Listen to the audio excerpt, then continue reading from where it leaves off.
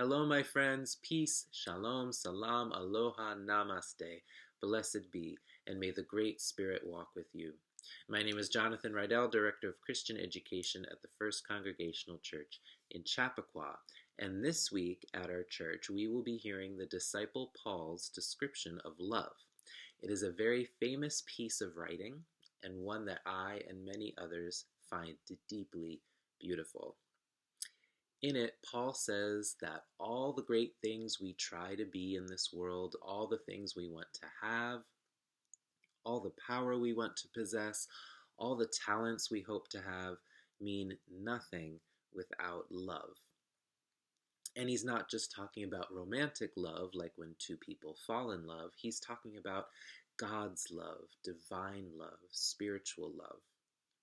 He's talking about the love we have for all humankind and the planet and all of life.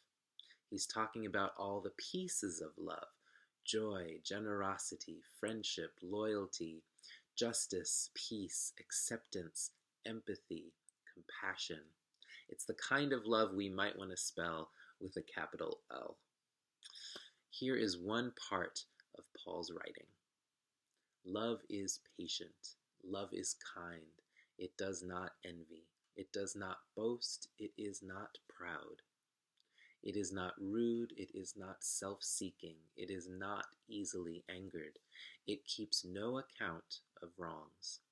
Love takes no pleasure in evil, but rejoices in the truth. It bears all things, believes all things, hopes all things, endures all things. Paul's words describe love so beautifully, I started wondering what other pieces of writing, poems, song lyrics, little quotes, or sayings also capture love so beautifully. So I found a few, and I wanted to share them with you now. This one is by Elizabeth Vecchione. Some words I want to make sure you know are divine, which means of God or like God; balm, which is something you put on dry or wounded skin to make it moist and help it heal, like lip balm. A foundation is the layer of stone or cement you first put down on the ground and then build a house or a building on top of it. Cleanses means to clean, and revives means to bring back to life or to full energy. And a fortress is a building or a castle or home that has thick, strong walls for protection. Okay, now let's hear this poem. Your love is the divine, a balm upon my soul, taking what is broken and making it whole. Your love is the foundation I build my life upon. Without it I would crumble, but with it I am strong. Your love is the river, and flowing over me, it cleanses and revives my soul, setting my heart free. Your love is the rock, a fortress strong and true. The strength I need is always there, and only found in you. Here's another poem by James Weldon Johnson. This one could be about God's love or the love of another person. It's about a dream the poet had that he was a rose growing by a lonely path that no one really used. I really like the part where he talks about himself gathering perfume or storing up the sweet smell that roses have, and then later releasing it up towards a bee that comes by. And he uses the word bliss, which means pure happiness and joy. Let's hear this poem now, called The Awakening. I dreamed that I was a rose that grew beside a lonely way, close by a path none ever chose. And there I lingered day by day. Beneath the sunshine and the shower, I grew and waited there apart, gathering perfume hour by hour and storing it within my heart, yet never knew just why I waited there and grew. I dreamed that you were a bee that one day gaily flew along, you came across the hedge to me and sang a soft, love-burdened song. You brushed my petals with a kiss. I woke to gladness with a start and yielded up to you in bliss the treasured fragrance of my heart. And then I knew I had waited there for you. Then there are these beautiful song lyrics by one of my favorite bands, the Black Keys. It was written by Dan Auerbach and Patrick Carney.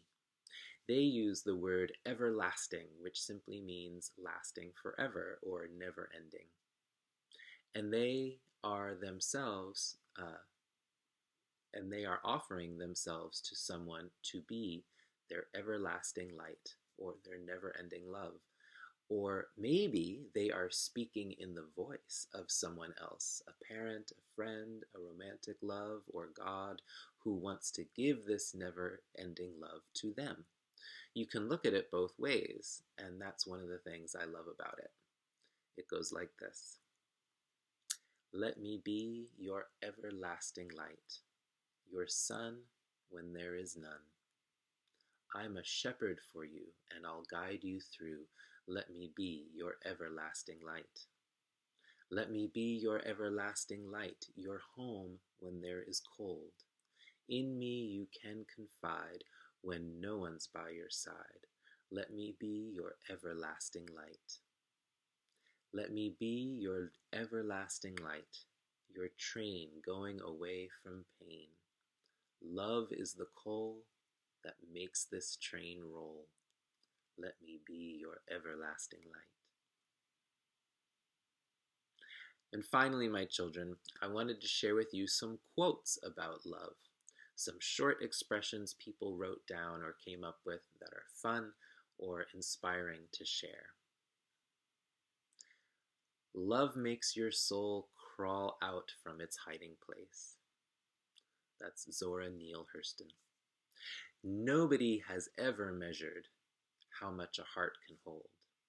That's Zelda Fitzgerald. Have enough courage to trust love one more time and always one more time. Maya Angelou. Never love anyone who treats you like you're ordinary. Oscar Wilde. The only thing we never get enough of is love, and the only thing we never give enough of is love. That's by Henry Miller. There is only one happiness in this life, to love and be loved. That's by George Sand. And finally, love is the whole thing. We are only pieces. That's by Rumi. So, these wonderful expressions capture just how beautiful and powerful love is, how much we need it, how much we must share it with the world and the ones closest to us. I think Paul was right when he said that love is the most important part of life. And Paul was a follower of Jesus, who said that we have two laws to follow. Love the Lord your God with all your heart and all your soul and with all your strength and with all your mind. And love your neighbor as yourself. With Valentine's Day coming up in just a few weeks, maybe you'll be inspired to write your own poems and messages of love. But you never have to wait for Valentine's Day, because love is with us always, and the world needs your love always. Amen. All right, my children, I love you very much, and I'll see you next time. Bye-bye.